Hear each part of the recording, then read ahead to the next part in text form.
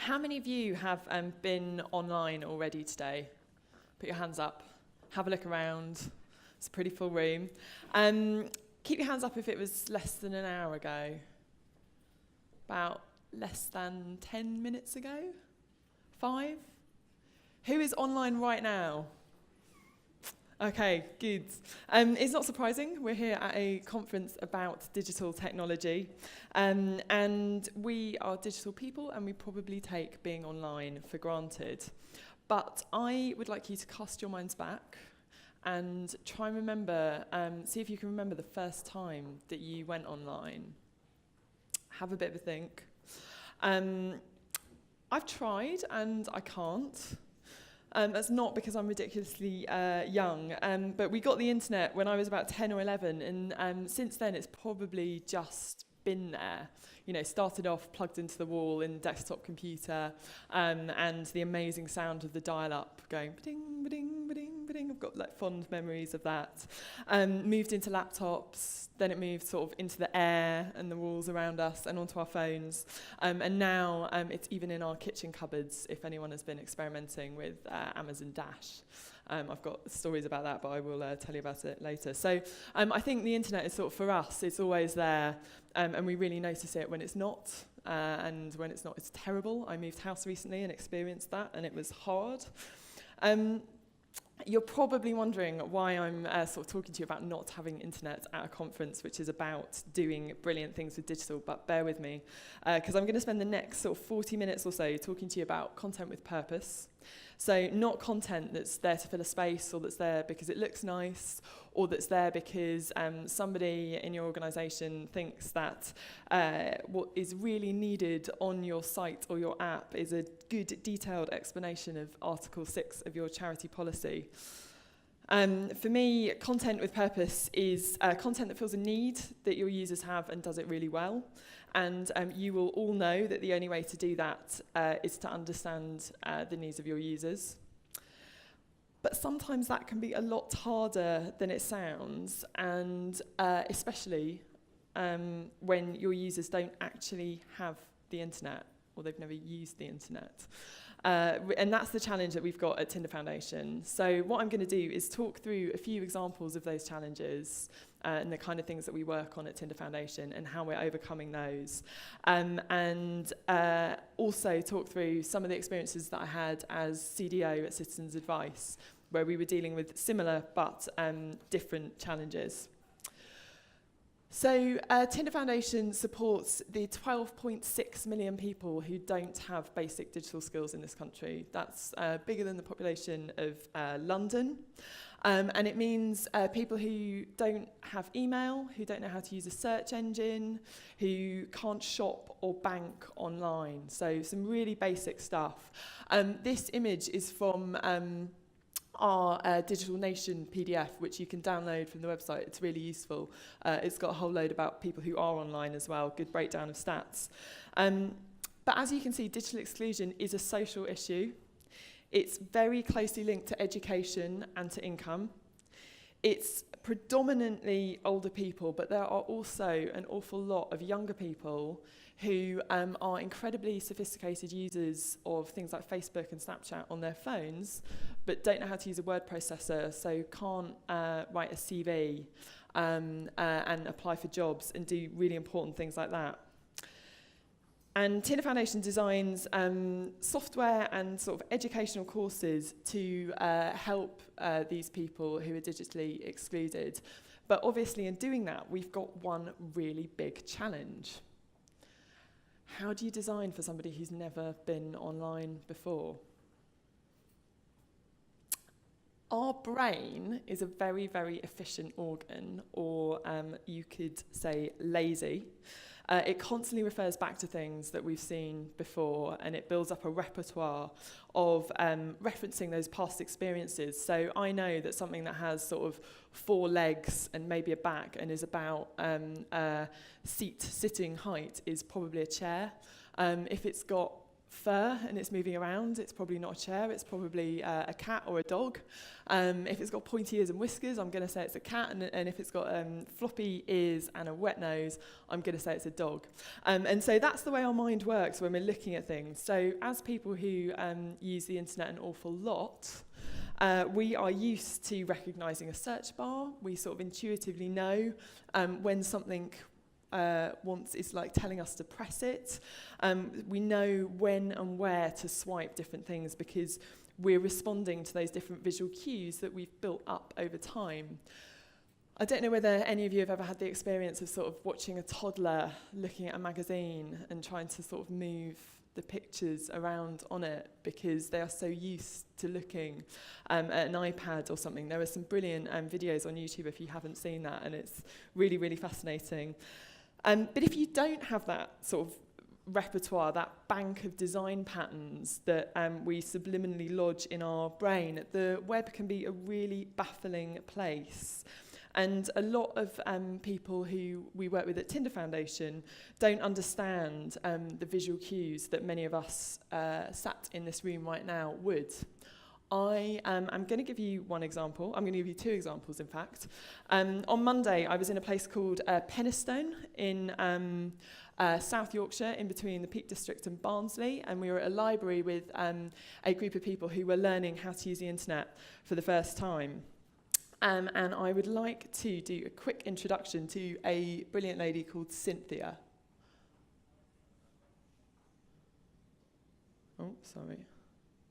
Try that again. On here, explore the history of 10 Downing Street.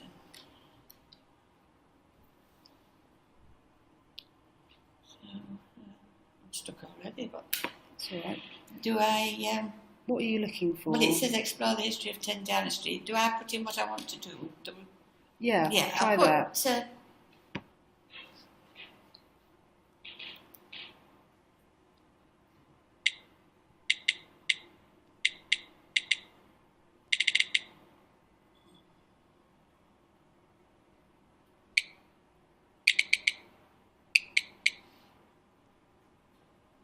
I'm a bit slow with this.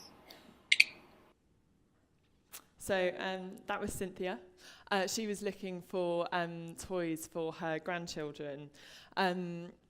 If you went online on Monday and you went to the Google homepage, you might have seen that kind of little note saying, explore the history of 10 Downing Street. You might have seen it, but it's more likely that you didn't.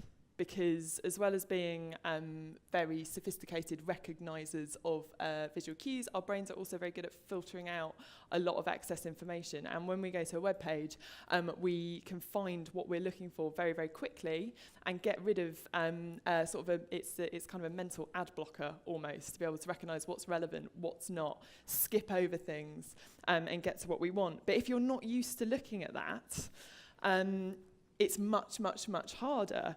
And I think Cynthia was a really good example of where a tiny kind of small piece of information really threw what she was looking for and what she was trying to do. This second example is a chap called Harry. Harry is a dancer. He and his wife go ballroom dancing 5 times a week. And he wanted to have a look at some dance shoes. He'd heard about this thing called Amazon where you could buy anything, and so we wanted to see whether Harry could find some dance shoes to buy on the Amazon website. So what did you click on then? Amazon. But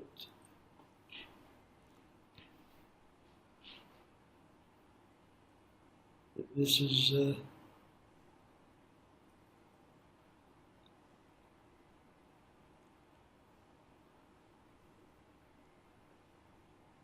says here, get to know us, make money with us, Amazon payment methods, let us help you.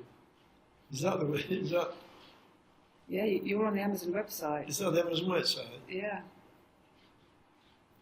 Is it what you expected? No. Because I didn't know what the website was, I'll be quite truthful, so it's new to me. Never been on it before. So that was Harry, who was amazed that he was sort of on the Amazon website and really surprised with what he was looking at. Now, the voice, by the way, is my colleague Emily, who's a user researcher and in the audience, and if you want to talk to her about any of this, I'm sure she'd be happy to do that.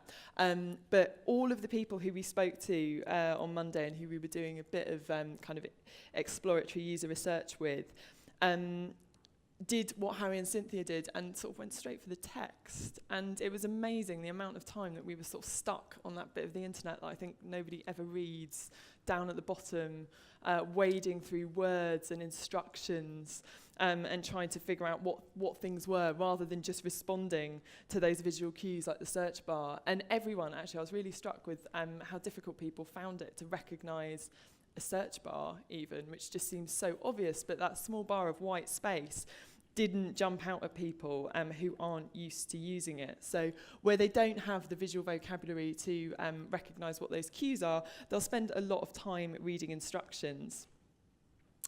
And what I take away from this is that what we might think of being intuitive and being really good design is not good design for everyone. It doesn't work for people who don't have that visual vocabulary of websites or digital products. And what we do at Tinder Foundation is build around that. This is our flagship product, Learn My Way. It's a learning product that's incredibly simple and tries to be a bridge between the kind of online and offline world that people are using. The main thing about Learn My Way is that it is really, really simple, and we just try and strip everything out of it and make it really difficult to get lost in. So, you know, if you know anyone who doesn't use the internet much or who has quite low confidence or anything like that, it's a really great thing to use.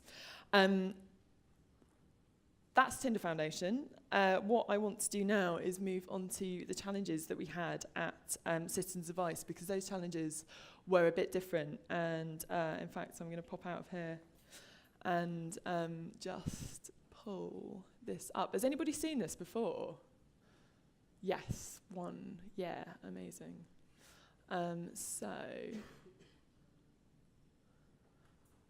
Okay. This is, as it says, the live traffic and searches on citizensadvice.org.uk. So things that people are searching for on the website itself and searches that are coming through from Google. Things like this. There are 1,300 people online right now, 1,300 people who have problems, who need them to be solved. And while you're looking at that for a bit, I will tell you some facts about the advice that Citizens Advice gives. So people tend to search for support at work, discrimination at work at 3 o'clock in the afternoon, and they search for help with getting divorced at 3 a.m. And you can see that really clearly on the graphs, the data that we analyse. Ending a marriage here is always top, even on Christmas Day. So it's quite depressing if you watch it for a long time. It's also fascinating, and it's an amazing insight into the sort of the state of Britain and our sort of mental state of mind.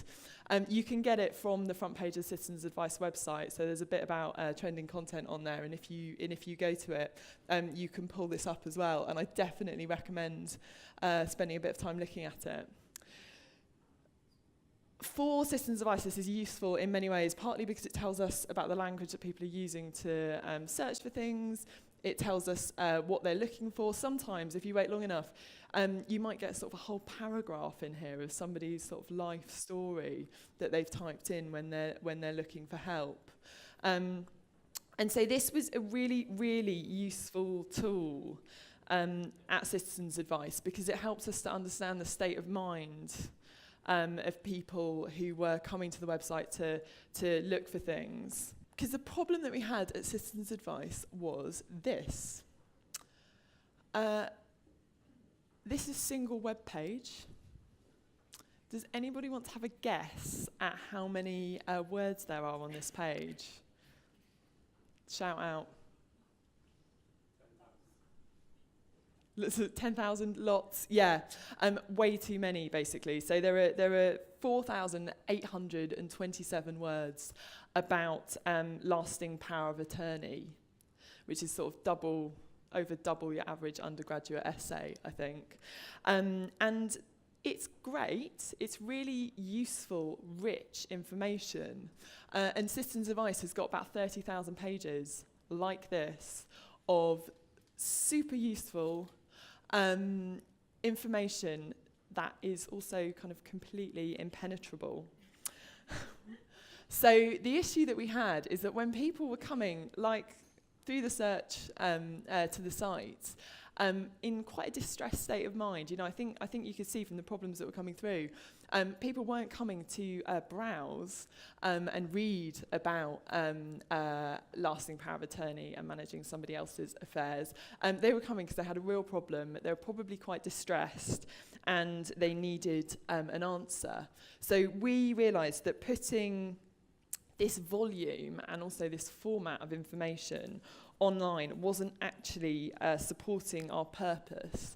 And our purpose, of course, was to help people solve their problems. So with the team at Citizens Advice, we made it our mission to do less of this kind of thing and more of this. Citizens Advice helps hundreds of thousands of people save money on their energy bills every year by getting them to check, switch and change their energy supplier. They run a thing called Big Energy Saving Week, where people will kind of change en masse and save themselves lots of money when they're heading into the winter. Now, that's great and it works really well, apart from the fact that we realised that you can tell somebody that they need to switch their energy supplier until you are blue in the face. They're not going to do that if they, one, don't realise that they're paying too much, and two, don't know where to find the information that they need to be able to change it. So this was our solution to it, which was going through lots of different energy suppliers' bills, being able to have a nice sort of interactive tool where you could roll over, see what that information needs, and also give people prompts for if they wanted to switch, what are the numbers that they need to pull off from that. And that worked really well. It's a really good example of not telling people that they ought to do something, but giving them the tools to help them do it. And I think that's a huge difference. So I'm going to go through 3 more examples of the way that we supported people at Citizens Advice. The first one is giving them a hand, giving them support. This slide is from a page that walks people through the PIP7 form. Has anyone here ever seen the PIP7 form? You are very, very, very lucky people, because it is horrible. It's a form that you need to apply, that you need to go through to apply for disability benefits from government, so it's personal independence payments. And it's a horrible form. It's really, really hard to fill out. And lots of people do it really badly and don't enjoy doing it. Now, I picked this particular question because nobody likes talking about managing their toilet needs to their best friends, let alone to the government, and knowing that somebody is going to pore over that in detail. So what they'll do is they'll skip the question, or they won't answer it properly. And when we were doing this, we realised it was a real problem, because people who were trying to fill out this form were in a very anxious state of mind. Whether they were given personal independence payments or not, and what level of personal independence payments they would get, would make a massive difference to their weekly income. And so it's something that's really, really important, and they didn't want to get it wrong, but the pressure made it really, really hard for them to fill it in properly. So we realised that people were slow and anxious, and what you'll find if you go to the Citizens Advice website are lots of these yellow boxes that try to tune in to people's states of mind and slow them down. So when people are anxious, they come to the website, they read things very quickly, and they miss things, and sometimes they miss really important things. Because, like I said, if you think about that page with the 5,000 odd words on, it's not useless information, it's really useful, but it just needs to be presented in a much better way. So This yellow box says, try not to feel embarrassed, miss out information, or put on a brave face. And when we tested this with people, they responded really, really well to it because it did the job and it slowed them down and gave them the confidence to address the question properly and seriously. So this next example was one of my sort of formative experiences when I first started Citizens Advice, and I was visiting Coventry Citizens Advice, and I was standing at reception with an advisor when a woman came in waving a letter and said, "What do I do? There's a bailiff outside my house, they've just put this through the door, do I need to let them in?" She was clearly in like quite a high level of distress, and the advisor just turned around and said, "You don't need to let them in. Is there anybody else in the house who you need to let know?" And she said, "No." And so the advisor said, "Well, come, let's get a glass of water, sit down, and we'll talk through it." Now, she was really lucky because she lived literally around the corner from Coventry Citizens Advice, and her first thought was, "I know, I'll go to the CAB." If she hadn't done that, she might have gone to the website and she might have searched either for bailiffs or searching for her question. And had she done that, I'm not sure we would have been able to answer her very immediate question, do I need to let someone in? Because after that, I tried doing it and I went through the various pages, and it took me about 12 minutes to find that piece of information, and clicking backwards and forwards through information. Really, really, really bad experience. And the first time that I did it, I actually missed one of these boxes that sort of had the appropriate link that I was meant to find. But I missed it, and that was me in my sort of very calm state of mind, sitting down at a laptop, browsing through things. Had I actually been like that lady and at a point of immediate need, I'm not sure I would have found it, because when you're in that kind of heightened state of anxiety, the filters in your brain switch off, they don't work as well, they don't function as effectively, and so you miss things.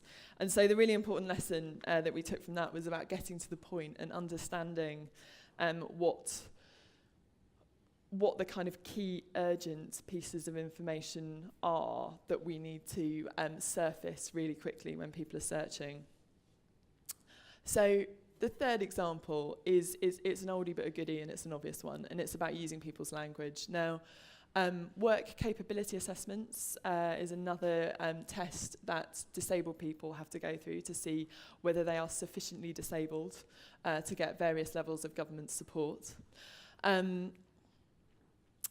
We were trying to work out what to call it, because we had this dilemma that when we called it an Atos Medical, and Atos was the company that provides these work capability assessments. They've had a lot of media. You might have heard about it because they've been quite heavily criticised in the way they carry them out. When we called it an Atos Medical, lots of people responded very well to that, and that was what clients who were coming into Citizens Advice would call it. When we spoke to advisors, who the volunteers in Citizens Advice, they would say, you can't possibly call it a medical. That's completely misleading. There's nothing medical about it. You shouldn't be giving Atos this publicity. It's really, really bad that you're referencing a private company. And, you know, you must be kind of in cahoots with Atos and supporting this process if you're giving it the legitimacy of calling it a medical. And that what we should really do is call it by its real name, work capability assessments. Now, in many ways, they had a point, and it was really important to acknowledge that. But we had to make a different case, and the only way that we could make that case was from using data from Google Trends.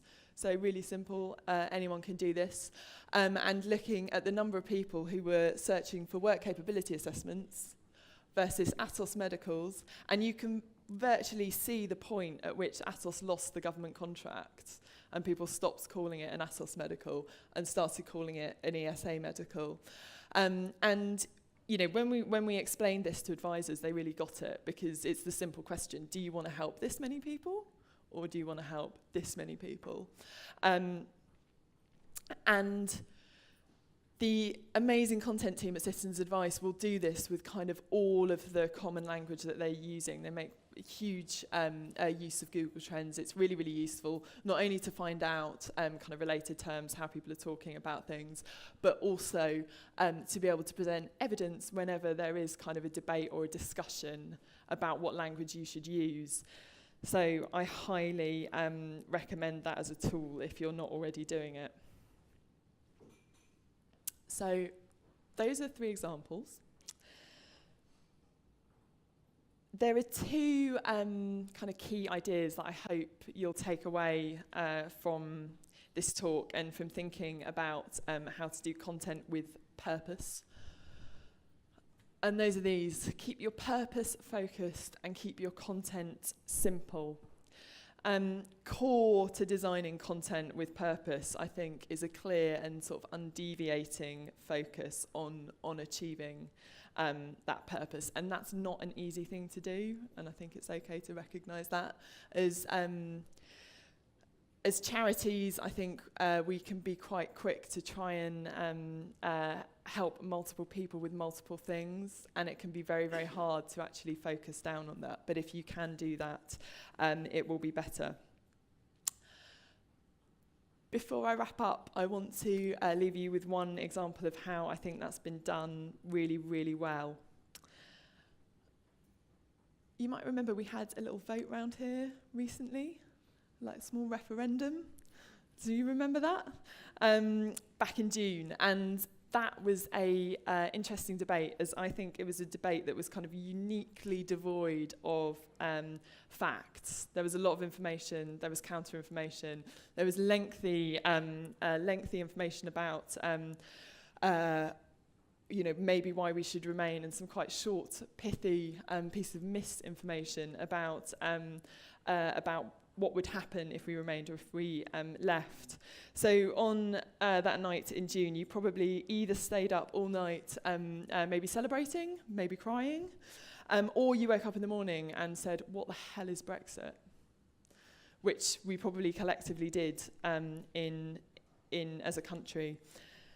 And the next day, within about 2 hours, Citizens Advice, I think, had achieved what campaigners and what the media broadly failed to do. And I've got to hold my hands up here and say that I wasn't at Citizens Advice. I'd left by then. So this is entirely the work of the brilliant content team and Simon Kaplan, who heads up that team.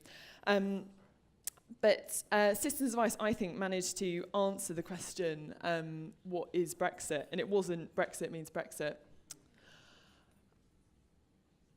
They did this in 139 words, and they just put this very simple. It's the only thing, and I think it might still be the only thing, about what Brexit means for people. And it just says, the UK public has voted to leave the EU. This means it's likely that some laws will change in the future, but not immediately. Everything else will stay the same until new laws are made.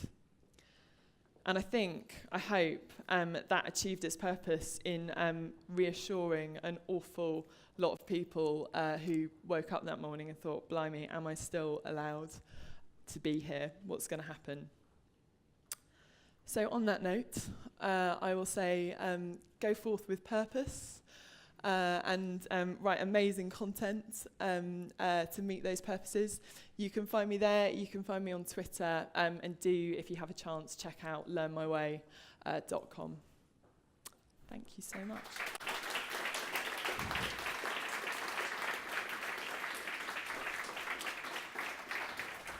Bea, thank you very much. That was absolutely fascinating and a really powerful start to the day. Do we have any questions from the floor? Who would like to get things rolling? Show of hands. Anybody? Brilliant. This gentleman over here. Hold on a sec. Hi, thanks. That was great. I was struck. I remember that stat at the beginning where you said only 57% of the people who are, how do you describe it, digitally not engaged or whatever it is, were over 65. So for the other, whatever it is, 30, 43%, like what are the reasons for them? Like, are you getting 22-year-olds who literally can't use Amazon?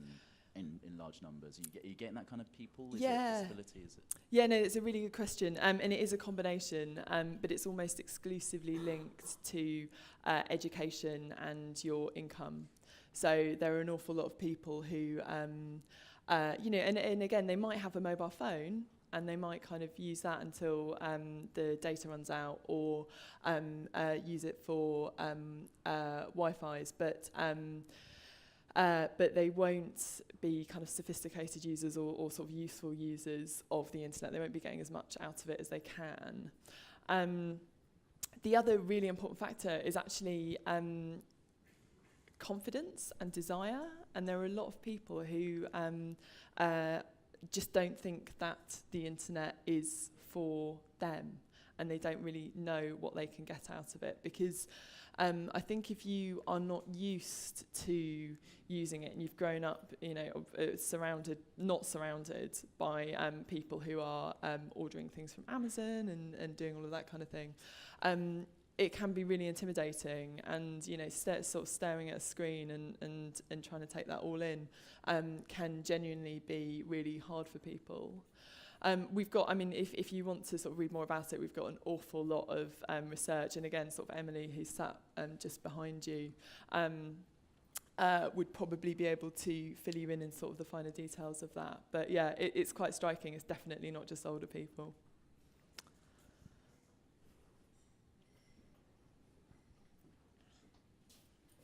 Hi, yeah, really interesting talk. I was really struck by when you were saying about the fact that we kind of take for granted a lot of visual cues, and people who aren't used to using the internet aren't used to that. Have you done any research using non-visual interfaces, so kind of auditory interfaces, things like Siri or Amazon Echo? That's a really good question. That is a really good question. And we haven't, but I'd like to. So we have, on Learn My Way, we've got voice-to-text or text-to-voice software that goes through that, which is really, really important for some people with different disabilities, learning difficulties, but also some older people just found it very, very reassuring to sort of listen to that.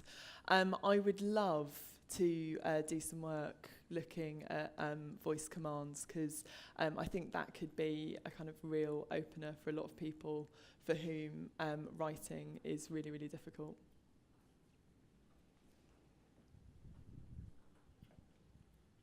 Hi there. Amazing talk. Question about Citizens Advice Bureau. The transformation there was amazing.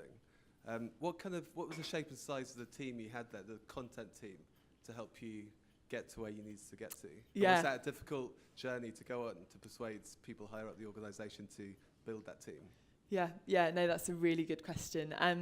So the size of the team is probably about 25 now, I would say, and it is made up of content designers, but also user researchers and designers, and they work very closely with users, but also with the knowledge experts. Sounds like a big team. There are sort of 20 million people visiting the Citizens Advice website every year, and that advice is, the backbone of the service, because advisors, 22,000 volunteers who are advising people face to face, use it as well. And with sort of 30,000 pages of, let's say 5,000 words on average, is a monumental amount of information. So the content team there, big for most places, but quite small given the scale of the challenge. Getting that done was a challenge, definitely. We started very small. We worked with amazing people like Sarah Richards from the Government Digital Service, who helped kickstart a lot of the work that we were doing. And we started with a very small team, looking at very simple things like tone of voice, and basically building a case for it. One technique that worked really well when sort of trying to convince people that this wealth of information was not presented in the best way was to set tasks like the bailiff question and say, to chief exec or to one of your sort of knowledge experts or whoever it is, and say, see how long it takes you to answer the question, do I need to let a bailiff in? And in going through that, that was a real eye-opener for people. Thank you. Just going on from that, at Citizens Advice, did you keep the depth and breadth of information and just fundamentally change the navigation, the information architecture, etc., or did you decide to get rid of a huge amount of stuff? That's a really, really good question. Partly this work is still ongoing. You know, it feels like we've sort of done that much of it, and there's still that much to do. And it's kind of amazing, actually. If you look at the content that gets accessed, there's like a long tail of advice. So if it was on a graph of sort of, number of people using it and all of the different content pages along here, it looks something like that. So we've got an awful lot of pages that aren't accessed very regularly, but it might be really important stuff. It might be a small technical detail that is the difference between somebody being able to leave an abusive partner or claim money back. And one of the early things that the content team did was come up with a kind of prioritization criteria, which was about volume of traffic, but not just volume of traffic. So it's about volume of traffic to make sure that we were getting what people were looking for. Urgency. So, something like getting information on domestic violence has kind of more urgency and harm associated with it than taking a kettle back, even though we have a lot of traffic for both. I think there are about 7 points on that prioritisation criteria, which is published on the blog. But it's a really difficult challenge, especially when there are advisors using it, and advisors who really need to get that depth of information versus the kind of that small group over that end of the high volume, kind of more simpler, quick answers, but case by case basis, and something that is very much still happening. The team is still working through.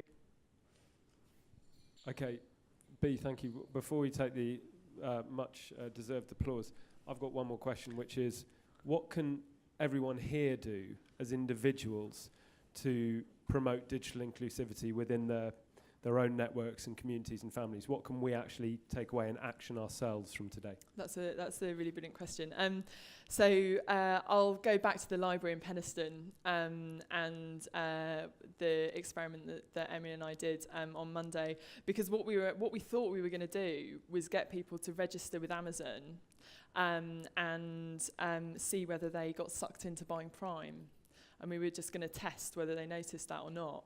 And we'd actually made the assumption that they were much more kind of sophisticated users than they actually were. And I think, you could see from the videos we weren't going to get anywhere near that when you heard Harry say, "Is this the Amazon website?" And it's like, yes.